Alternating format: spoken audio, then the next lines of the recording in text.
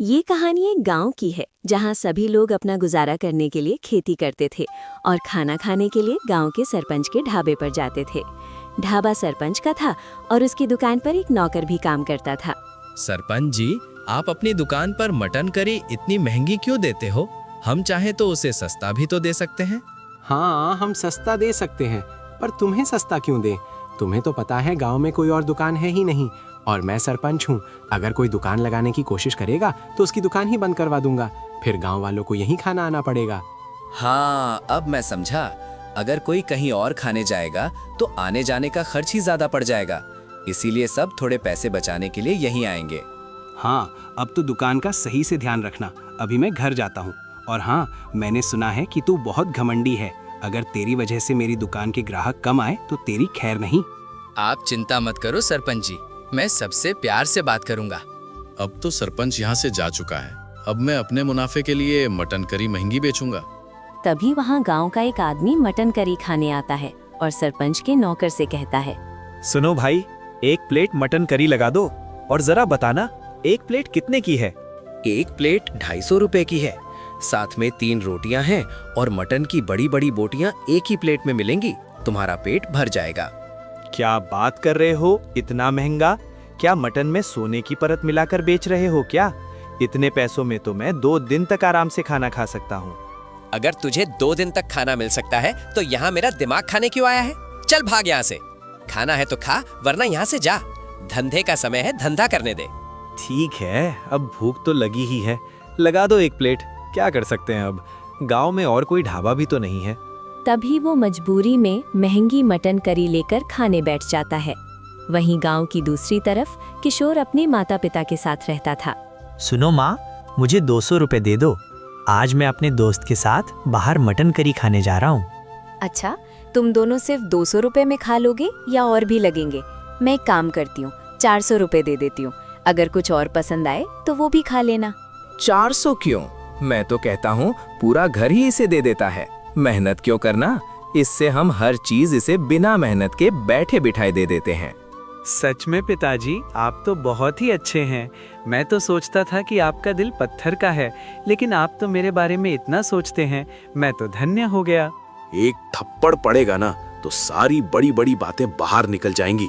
इतना बड़ा हो गया है लेकिन अभी तक एक भी काम करना शुरू नहीं किया है। कब तक बस ऐसे ही माँ बाप के पैसों पर घूमता रहेगा? कुछ तो काम कर। बेटा, तू अभी इनकी बातों पर ध्यान मत दे, ये थोड़ा गुस्से में है। जा, तू बाहर जा रहा था ना? हाँ, जा बाहर जा। ऐसे ही अपनी जिम्मेदारियों से दूर भागते रहना। पिताजी, आप चिंता मत करो, मैं कुछ ना कुछ जरूर करूँगा। बस थोड़ा सब्र करो। अभी मैं थोड़ा घूम कर आता हूँ, फिर पूरी रात इन्हीं बातों पर चर्चा करेंगे। अब मैं जाता हूँ माँ पिताजी।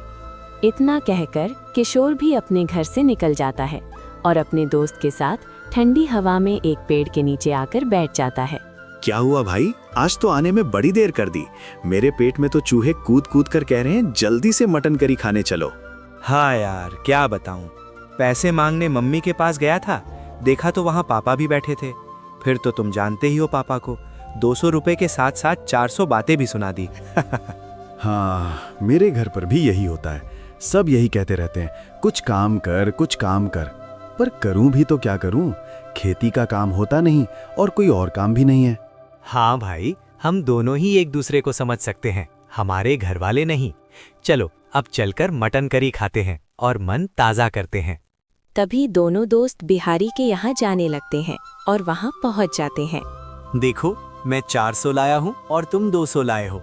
अब हम एक एक प्लेट मटन करी खाएंगे और बचे हुए पैसों से कल कुछ खाएंगे, ठीक है? सुनो सुनो भाई, यहाँ 200 का कुछ नहीं मिलता। एक प्लेट मटन करी 250 रुपए की है, 200 की नहीं। 200 में तो बस करी मिलेगी, रोटी नहीं। ये क्या बात कर रहे हो तुम? हम तो यहाँ रेगुलर आते हैं।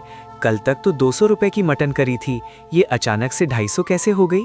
हाँ, तो इतनी महंगाई बढ़ गई है।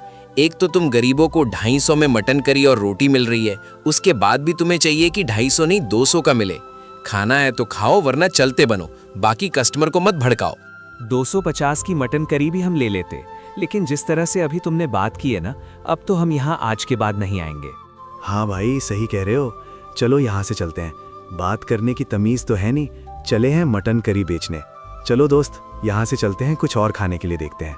जाओ जाओ, गांव में कुछ और खाने को होगा तब ना देखोगे। घूम फिर कर यहीं आओगे। तभी दोनों जाने लगते हैं और रास्ते में सरपंच भी खेतों में काम देख रहा था। तभी वो दोनों की बातें सुन लेता है। अब क्या करें, कहाँ खाने जाएं? इस मटन करी में तो एकदम लूट मचा रखी है। अब क्या खाएंगे? ये सब सुनकर सरपंच पीछे से दोनों लोगों को बुलाता है। अरे सुनो, तुम लोग जरा सा यहाँ आना। क्या हुआ सरपंच जी, आपने हमें यहाँ क्यों बुलाया है? मैंने सुना तुम कुछ महंगी मटन करी जैसा कह रहे थे। गांव में तो एक ही जगह मटन करी मिलती है, मेरी दुकान पर, लेकिन मैं तो महंगा नहीं देता। क्या सरपंच जी, कल तक आप मटन करी 200 में देते थे, वही मटन करी आज आप 250 में दे रहे हो। महंगा करने के बाद भी कह रहे हो कि महंगा नहीं हुआ। क्या कहा? 250 में? कुछ तो गड़बड़ है। लगता है ये बिहारी पैसे के घपले के लिए मेरे पीछे पीछे 250 में मटन करी बेच रहा है। हाँ, तभी मैं सोचूं, एक दिन में 50 रुपए कैसे बढ़ गए। जाओ जाओ सरपंच जी, अपनी दुकान का थोड़ा ध्यान रखो, वरना सारे कस्टमर आना बंद कर देंगे, इतना महंगा दोगे तो। चलो अब हम चलते हैं, हम तो आज के बाद तुम्हारी मटन करी खाने नहीं आ रहे। ये सारी बातें सुनकर सरपंच गुस्सा हो जाता है और गुस्से में आग बबूला हो जाता है। फिर वो अपनी दुकान चला जाता है। बिहारी, ये क्या सुनने में आ रहा है मुझे? तू यहाँ एक प्लेट मटन करी 250 में बेच रहा है। तुझे मेरी ही दुकान मिली है अपना मुनाफा करने के लिए? सरपंच जी, इसमें मेरा मुनाफा कहाँ है? ये तो आपका ही मुनाफा है। मैं तो आपको बताने ही वाला था, लेकिन लगता है आपको बताने से पहले ही सब पता चल गया। हाँ, अब तू मुझे जरा बता, इसमें मेरा मुनाफा कैसे है? सरपंच जी, जब हम 200 की मटन करी देते हैं तो हमारा मुनाफा 100 का होता है, लेकिन 250 की मटन करी में हमारा मुनाफा 150 का हो रहा है। और सुबह से कस्टमर यहाँ खाने आ भी रहे हैं। आपको तो पता ही है, गांव में हमारी ही दुकान है, तो लोग जाएंगे भी तो कहाँ जाएंगे। हाँ, लेकिन फिर भी कुछ लोगों के लिए तो ये महंगा ही पड़ रहा है, जिस वजह से वे लोग आना बंद कर रहे हैं। सरपंच जी, 1-2 लोगों के आने या ना आने से क्या फर्क पड़ता है? वैसे भी मुनाफा इतना हो रहा है कि 1-2 अगर नहीं भी आएंगे तो भी रोज से ज्यादा मुनाफा होगा। यहाँ दोनों आपस में बात कर रहे होते हैं और दूसरी तरफ चाय की टपरी पर किशोर, उसका दोस्त और गांव का एक आदमी बैठे हुए थे। आज सुबह सुबह मैं देसी ढाबे पर गया था। बताओ, इतनी लूट मचा रखी है। 250 रुपए में एक प्लेट मटन रोटी दे रहे हैं। हाँ, हम भी अभी वहीं से आ रहे हैं। हमने भी जब सुना कि 250 रुपए प्लेट है तो हम वहाँ से चले आए। लेकिन अब हम क्या खाएं? हमें भूख भी लग रही है और गांव में कोई दुकान भी नहीं है। तुम तो फिर भी चले आए, मैं तो सुबह गया था। इतना भूखा था कि मजबूरी में 250 रुपए की प्लेट ही खानी पड़ी। और यही बात का तो बिहारी और सरपंच मिलकर फायदा उठा रहे हैं कि मजबूरी है, लोग तो खाएंगे ही, चाहे महंगा दो या सस्ता। हाँ, सही कह रहे हो। गांव में किसी को तो खाने पीने की और भी चीजों की दुकान खोलनी चाहिए। हाँ, तो तुम ही खोल दो ना। तुम्हें शायद पता नहीं होगा, लेकिन तुम्हारे पापा एक समय में पूरे गांव में अपनी मटन रोटी के लिए मशहूर थे। उनके जैसी मटन रोटी कोई नहीं बनाता था। तुम उनसे बात करो, मटन रोटी बनाना सीखो और ठेला लगा दो। पर पापा ने ठेला बंद क्यों कर दिया? अगर वो इतना अच्छा बनाते थे तो फिर ऐसा क्या हुआ कि उन्हें बंद करना पड़ा? ये तो अब गांव में कोई नहीं जानता कि ऐसा क्या हुआ था। ये तो अब तुम्हारे पापा ही बताएंगे। तभी किशोर अपने घर अपने पापा से बात करने आता है। पापा, मैंने सुना है कि बहुत पहले आप गांव में मटन रोटी का ठेला लगाते थे और आप बहुत ही स्वादिष्ट बनाते थे। फिर आपने अपनी दुकान क्यों बंद कर दी? हाँ, सही सुना है बेटा तुमने। तुम्हारे पापा के हाथ की मटन रोटी पूरे गांव में मशहूर थी।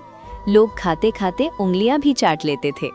अच्छा तो पापा, फिर आपने ठेला क्यों बंद कर दिया? अगर आज भी आप ठेला लगा रहे होते तो हमें कितना मुनाफा होता। हाँ बेटा, पर गांव में मेरी मटन रोटी इतनी मशहूर थी कि सब मेरी ही दुकान पर आते थे। उसी समय सरपंच की भी दुकान थी, लेकिन उसकी दुकान पर कोई नहीं जाता था। इसलिए एक रात सरपंच ने मेरे ठेले में आग लगा दी। फिर पापा, उसके बाद क्या हुआ? आपने दूसरा ठेला क्यों नहीं ले लिया? हाँ बेटा, हम ले लेते, लेकिन उसी समय तुम बीमार पड़ गए और मेरे सारे पैसे तुम्हारे इलाज में खत्म हो गए। उसके बाद मेरी भी हिम्मत नहीं हुई कि मैं वापस नया ठेला लगाऊं। पर तुम अचानक से ये सब क्यों पूछ रहे हो? मैं इसलिए पूछ रहा हूँ क्योंकि मैंने सोचा है कि मैं भी मटन रोटी का ठेला लगाऊंगा। आप बस मुझे मटन रोटी बनाना सिखा देना, बाकी सब मैं संभाल लूंगा। अच्छा ठीक है, फिर जाओ बाजार से मटन, मसाले और सब्जियां लेकर आओ। तभी किशोर और उसका दोस्त मटन लेने मटन की दुकान पर पहुंच जाते हैं। सुनो भाई, एकदम ताजा मटन देना 5 किलो, और थोड़ा भाव हिसाब से लगाना। आज से हम तुम्हारे रोज के ग्राहक बनेंगे। हाँ, चिंता मत करो, मेरी दुकान पर ताजा ही मटन मिलता है और अगर नियमित रहोगे तो अच्छा डिस्काउंट भी मिलेगा।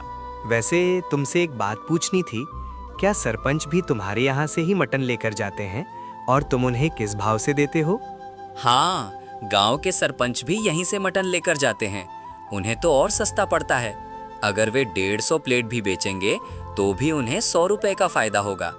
वाह, मतलब सरपंच जी 250 का बेचकर 150 का मुनाफा कमा रहे हैं। हम तो अपना मटन 150 का ही बेचेंगे। तभी दोनों लोग मटन लेकर जाने लगते हैं। भाई, तुम्हारा तो सही है, तुम्हें एक काम मिल जाएगा करने को। अब से तुम मटन रोटी बेचोगे। अब मैं क्या काम करूं? तुम ऐसा क्यों कह रहे हो? अरे हम एक साथ काम करेंगे और आधा आधा हिस्सा दोनों का होगा। अब तक हम साथ थे तो आगे भी साथ ही रहेंगे।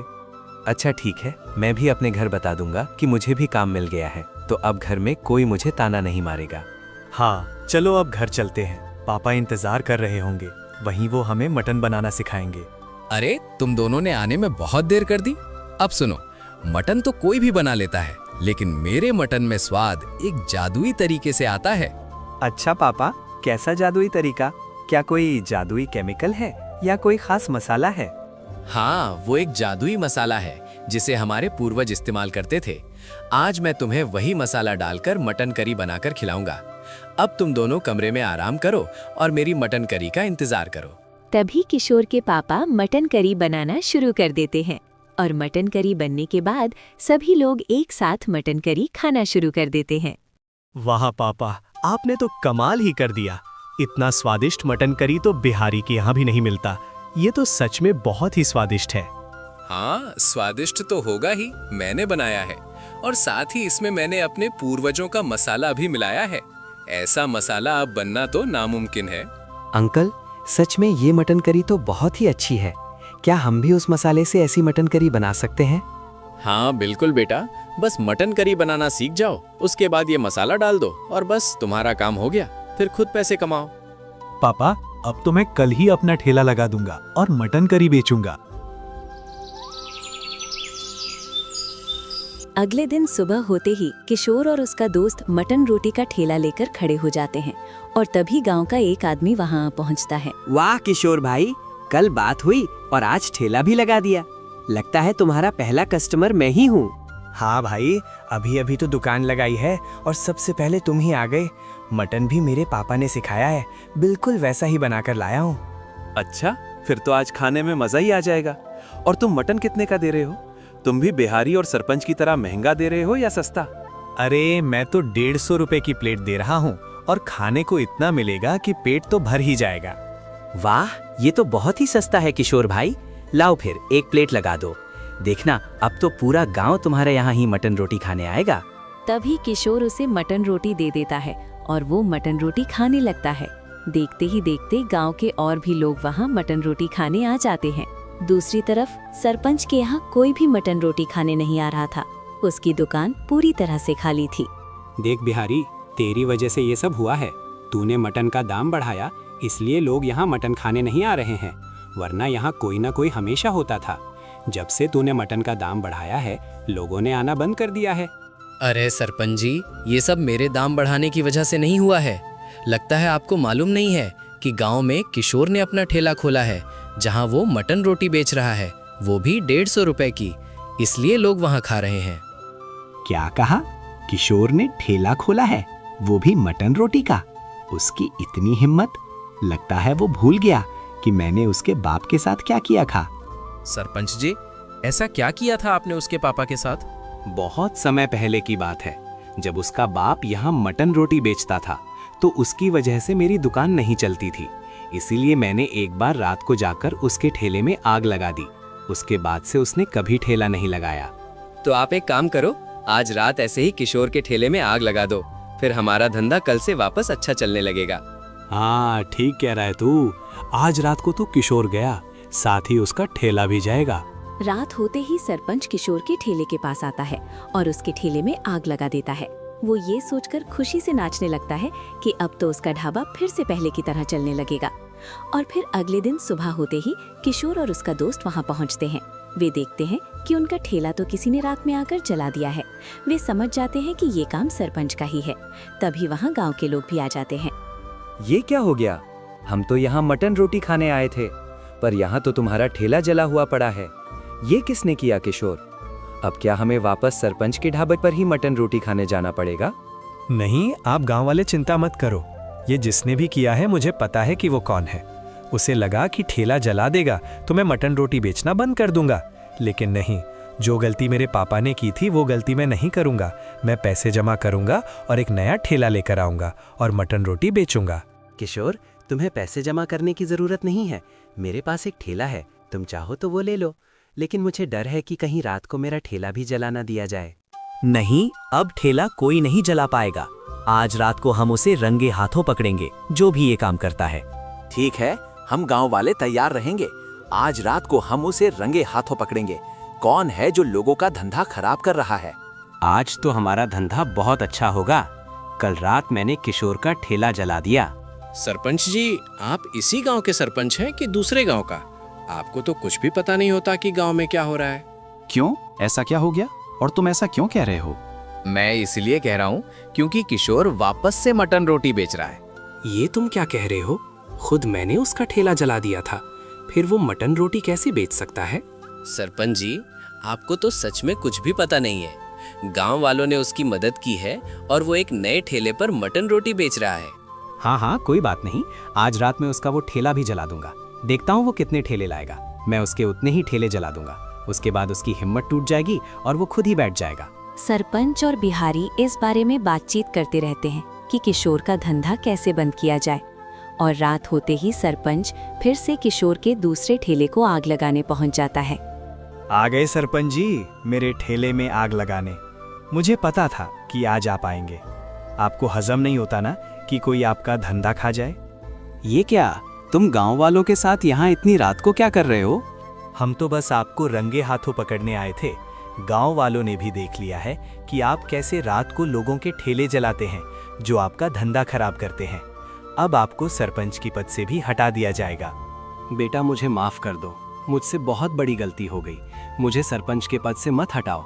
मैं वादा करता हूँ कि आज के बाद ऐसा काम कभी नहीं करूँगा। मैं बस तुम्हारी तरक्की देखकर थोड़ा सा बहक गया था। मुझे माफ कर दो आप सब लोग। अच्छा ठीक है सरपंच जी, आपको पद से भी नहीं हटाया जाएगा और गांव वाले भी आपको माफ कर देंगे। बस आज के बाद आप अपने ढाबे में जो मटन 250 का देते हैं वो मेरी तरह 150 का ही देंगे और ईमानदारी से काम करेंगे। अच्छा ठीक है, जैसा तुम कहोगे मैं वैसा ही करूँगा और ईमानदारी से काम करूँगा। उस रात के बाद सरपंच 150 रुपए की मटन करी बेचने लगा और किशोर भी गांव में जहां जहां लोगों का खाने का मन करता वे खुशी खुशी